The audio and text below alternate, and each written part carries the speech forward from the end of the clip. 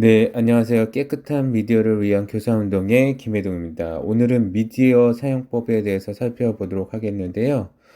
우리 자녀들이 또 학교에 있는 우리 학생들이 떻게 미디어를 사용하고 있는지 함께 살펴보고요. 또 거기에 대해서 우리는 어떻게 교육하고 지도해야 하는지 함께 살펴보도록 하겠습니다. 학생들한테 스마트폰은 네모이다라고 해서 학생들이 자유롭게 답변하도록 그렇게 수업을 했습니다. 그랬더니 스마트폰은 잔소리이다. 우리 엄마의 잔소리를 불러오기 때문이다. 네, 이런 답변이 있었고요. 또 스마트폰은 친구이다라는 답변이 있었습니다. 그리고 스마트폰은 어, 쬐끄만 컴퓨터이다. 그래서 학생들이 굉장히 스마트폰에 대해서 우호적인 생각을 가지고 있고 정말 자기 자신처럼 생각한다는 것을 확인할 수가 있었고요. 또 한 가지는 이제 부정적인 면인데 스마트폰은 잔소리이다. 우리 엄마의 잔소리를 불러오기 때문에 해서 계속 부모와 갈등 관계에 있다는 것을 확인할 수가 있었습니다. 또 스마트폰은 이제 가족이다. 언제나 내 곁에 있고 가족처럼 친근하기 때문이다. 그래서 정말로 우리 학생들 또 자녀들은 스마트폰에 대해서 자기 자신처럼 정말 분신처럼 생각하고 있다는 것입니다. 그런데 우리가 이제 스마트폰을 하고 있는 자녀들을 보게 되면 특히나 코로나19로 인해서 네, 집에서 원격 수업을 듣고 있는 우리 학생들 보면 정말 한숨이 나오죠. 네, 게임하고 SNS 하고 하면서 네, 이런 문제점들 때문에 우리 어른들의 잔소리가 점점 더 늘어나고 있는 것 같습니다. 자, 그러면 스마트폰에 몰입하는 이유를 한번 같이 살펴보도록 하겠는데요. 스마트폰은 강력한 시청각 자극이 있습니다. 그래서 계속 빠져들 수밖에 없고, 특히나 유튜브 같은 경우는 그와 관련된 영상들이 계속 카테고리가 계속 올라오기 때문에 알고리즘이 그렇게 설정되어 있는 거 아시죠? 내가 보는 것 위주로 계속 떠오르기 때문에 계속 그 영상을 계속 볼 수밖에 없게 됩니다. 또 애니메이션이나 게임, SNS 등 멀티미디어가 강력하게 작동이 되기 때문에 계속 몰입하게 되겠고요. 또 PC에 비해서 네, 늘 손에 있기 때문에 언제든지 네, 우리 어른들도 마찬가지잖아요. 침대에 잠들기 전까지 또는 중간에 잠이 깨더라도 스마트폰 먼저 보고 네, 스마트폰에서 유튜브를 확인하든지 아니면 인터넷을 확인하든지 기사를 확인하든지 그런 것이 일상화되어 있는 것입니다. 자, 그리고 콘텐츠가 시리즈화 되어 있기 때문에 특히나 뭐 웹툰이라든지 이런 것들이 계속 시리즈화 되어 있기 때문에 궁금하기 때문에 계속 볼 수밖에 없습니다. 요즘엔 드라마 관련해서도 계속 학생들이 또 어른들도 마찬가지죠. 예, 드라마를 한번 보면 계속 끝까지 볼 수밖에 없습니다. 자, 그리고 이제 스마트폰에 대해서 우리 어린이들은 스마트폰, 스마트 교육에 동참해야 하는가? 자, 원격 수업 이제 시작이 돼서 많은 부분이 이제 진행되고 있는데요. 학습지도 대부분 이제 태블릿 PC로 하고 있죠. 10년 전만 해도 안 된다.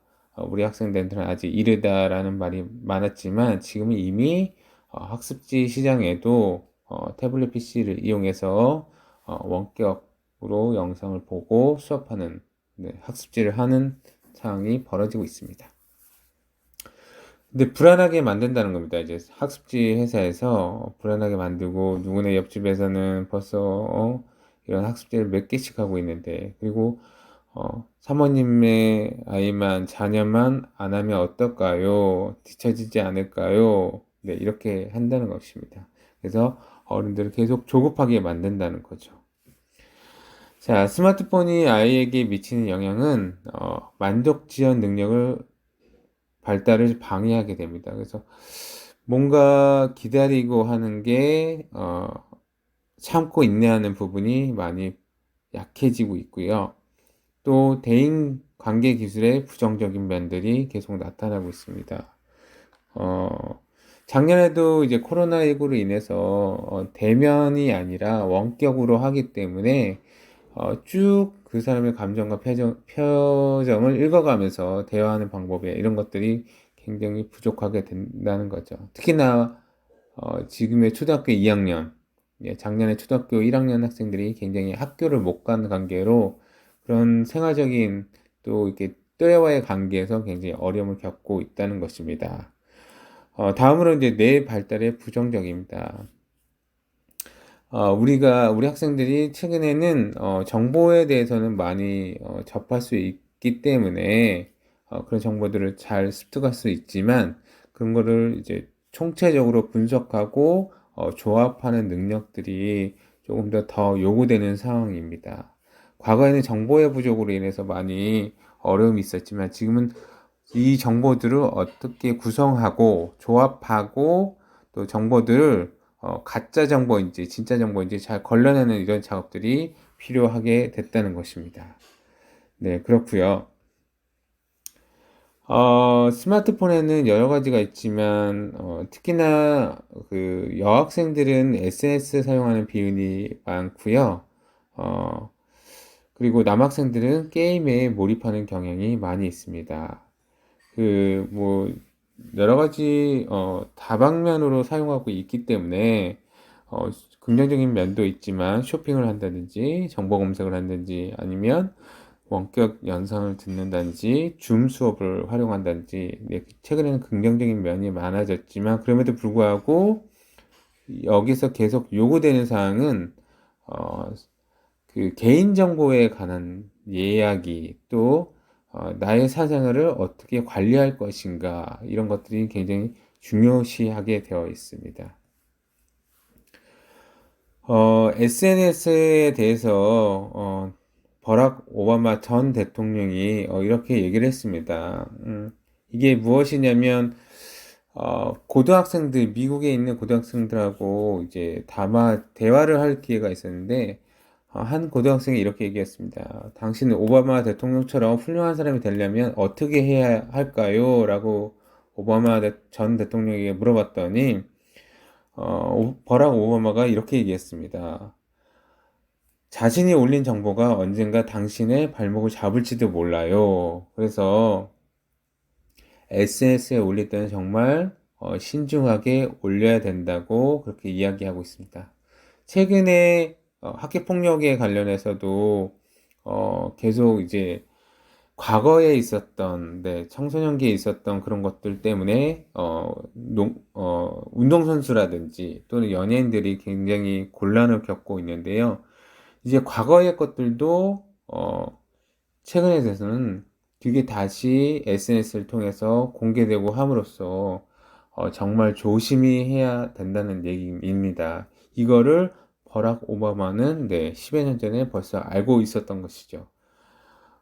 또 다음으로는 에릭 슈미트 구글 회장이 이렇게 얘기했습니다. 사람들은 인터넷 세상에서 다른 사람들에게 어떻게 말하고 관계를 맺을지 자신들의 어떤 정보를 공개할지 점점 더 조심해야 할 것이다 라고 이야기했습니다.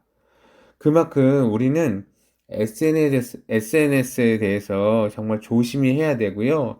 심지어 요즘에는 카톡이라든지, 카카오 스토리, 이런, 카톡에 대한 모바일 메신저를 통해서도 거기서 주고받는 내용도 다 공개가 되거나 캡처돼서 공개되는 상황이기 때문에 정말 우리 자녀들이, 우리 학생들이 SNS를 어떻게 사용하고 개인정보와 나의 사생활, 또 또래의 사생활, 친구들의 사생활에 대해서 얼마만큼 조심해야 되는지 거기에 대한 예의 범절을 잘 가르쳐 줘야 될 것 같습니다.